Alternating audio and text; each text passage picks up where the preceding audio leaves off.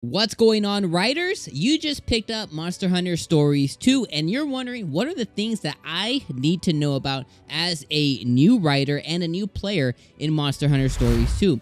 Well, no worries, guys. I am Dom. I'm from the Game Looters, and I'm here to help you out. I'm going to be sharing with you guys today 5 tips that you need to know about in your beginning hours of Monster Hunter Stories 2. And these are just 5 tips in general. You don't necessarily need to be a beginner. These just might be 5 things that you don't naturally think about or that you just absolutely didn't know. So regardless, I hope these videos help you out. If they do, we would appreciate it if you throw us a like and subscribe for more Monster Hunter Stories 2 content. With all that being said, let's get into the tips. At tip number 1, we have do the prayer pot. I cannot tell you how many people I've talked to and they don't even know what their prayer pot is because the game throws so many things at you that you just naturally just don't think about it. You half read it or you didn't even know it existed. Well, at every area, at all your hub bases, there's going to be a beautiful piece of art that's called the prayer pot. It might as well belong in some kind of Monster Hunter museum, but that prayer pot is going to offer you all kinds of bonuses. There's a couple of things I need you guys to know about it. A, make sure you have it running 100% of the time. That thing should be going 100% of the time that you are playing Monster Hunter Stories 2. There's 2 methods to using the prayer pot. The first one is actually doing the prayer. This is completely free, and whatever rituals you have under here, they're going to provide you a significant boost, whether that is gain experience or other different ones. Regardless, make sure that you use the prayer pot. The second thing is you're going to have different charms that you can feed the prayer pot. And when you do this, you're going to get a bunch of different status and buff updates that is going to help you out as you set out on your adventure. Some of them are going to be like the gathering charm, the buying charm, the selling charm, the finding charm. And these are going to be things that significantly help you. Obviously, if you activate the Gathering Charm, it's going to have a exponential upgrade to the things that you're able to gather. If you do the Finding Charm, you're going to be able to get rarer monsters. If you do the Lucky Charm, it's going to increase your luck overall into finding things that are rare.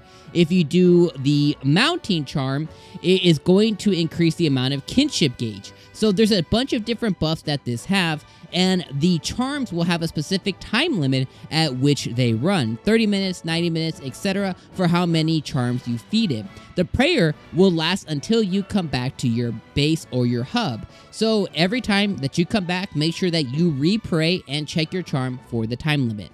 Alright, we have tip number 2, and that is the rare dens. As you're traveling the overworld, I'm sure you see those big, beautiful gold dens. Those are the rare dens. Never skip these. The regular dens, you could totally skip the regular monster dens. There's not a whole lot special unless you want to just farm a bunch of different monsters. But every rare den that you see, do it. Not only can you have the potential to gather some rare items within that den, you also have the chance to get a rare monster that's going to have certain attributes that could exponentially help you in your adventure.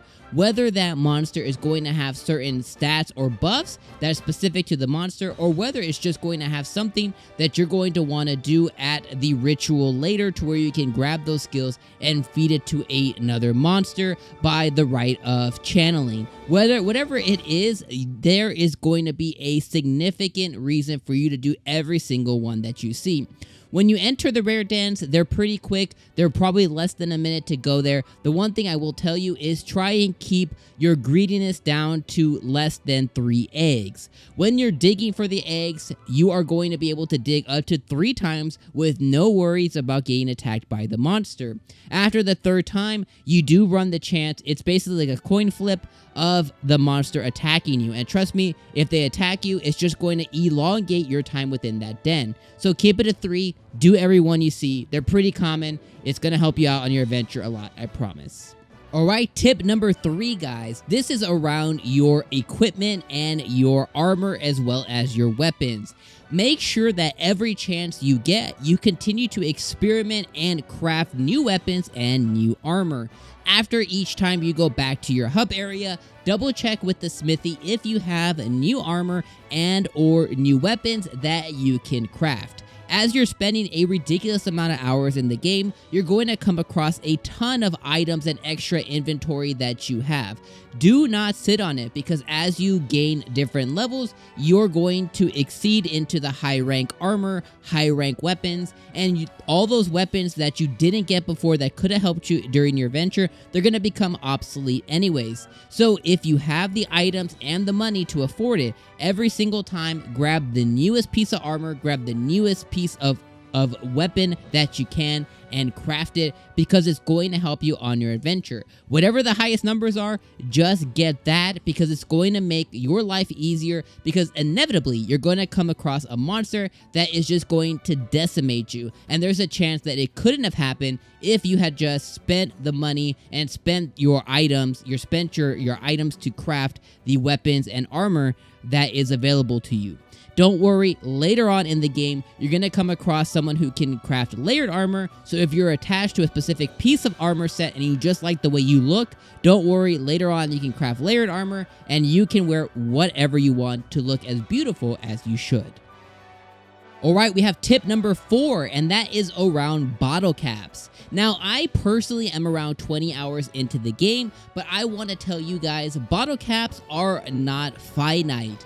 Go ahead and make sure that you are using all the bottle caps that you find during your adventure. Make sure you go and speak to the Maelings, because they have a lot of different armor and weapons that are even better than the ones that you can craft. So if you have bottle caps that you're just finding naturally in the overworld by visiting the Everdens, do not be afraid to spend them. Don't hoard them. Don't hold on to them, because later on in the game, when we reach high rank, they're going to be in high rank dens, so they are going to be everywhere. So if you have bottle caps, don't hoard them, make sure you spend them. Especially, this is an extra tip, make sure that you upgrade your stables. You're going to want to hold more eggs and more monsties. Trust me, you need this. If you didn't know it was there, the first hub area you can upgrade to level 1, second level 2, and so on. Make sure that you are upgrading your stables. Also, make sure that you read all of the different recipes that are in there as well, because that's going to be how you craft pitfall traps and all kinds of different things that are available to you. So do not hoard your bottle caps, spend them, and just become a better rider. Get awesome weapons, awesome armor. They're not going to be a finite material as the game kind of progresses. You will get more, so don't be afraid. If you have 30, go ahead and spend those bad boys and go ahead and get to 0. You will get more, I promise, and you'll have a better experience, and you'll get more items and things that you wish you wouldn't have passed on later. That leads me into the 5th and final tip, and I didn't think I would have to say this, but I just want to shout it out to the rooftop and to the top of the mountains for everybody. Do your side quests. It goes without saying that side quests are the most important thing outside of the mainline story that you should be doing in Monster Hunter Stories 2. Reason being is you get free experience, you get Zenny, you're gonna get craftable items, craftable recipes. If you wanted to know how to get your vitality back, if you lost hearts, how to craft the recipes, that's all right there. Make sure that each and every time that you come back to your hub world that you are going to the quest board and you are checking off the list and accepting every side quest that comes upon it.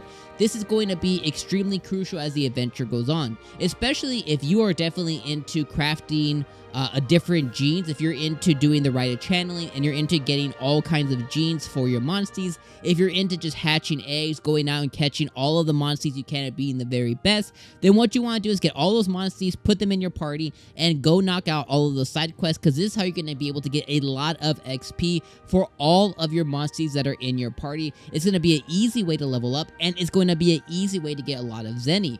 Zenny is kind of hard to come by. I do teach you guys how to farm very, very early in the beginning hours of the game. I'll put it in the pin cards right now. You guys can farm a ton of Zenny, but overall, throughout the duration of the game, you want to make sure that you're doing all the side quests. That way you can get all the Zenny and all the XP, as well as all of the different crafting things. If you're wondering, like, man, I wonder if this is in the game from Monster Hunter, it probably is, but you need to do a side quest to unlock the crafting recipe or unlock the vitality item. You need to make sure that you are doing every side quest.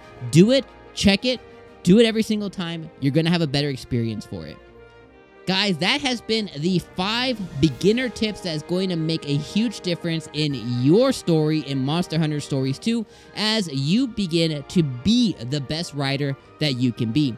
I hope these tips were very helpful for you. These helped me out in the beginning hours. Thankfully, I was able to be in the know about it as me and my wife play on the streams on Fridays, Saturdays, and Sundays at around 7 p.m. PST. And you guys can come by and hang out with us as we discover everything new on Monster Hunter Stories 2. I would love if you guys are there. Make sure you guys like the video. Make sure you guys subscribe. And we'll see you guys on the next Monster Hunter Stories 2 video.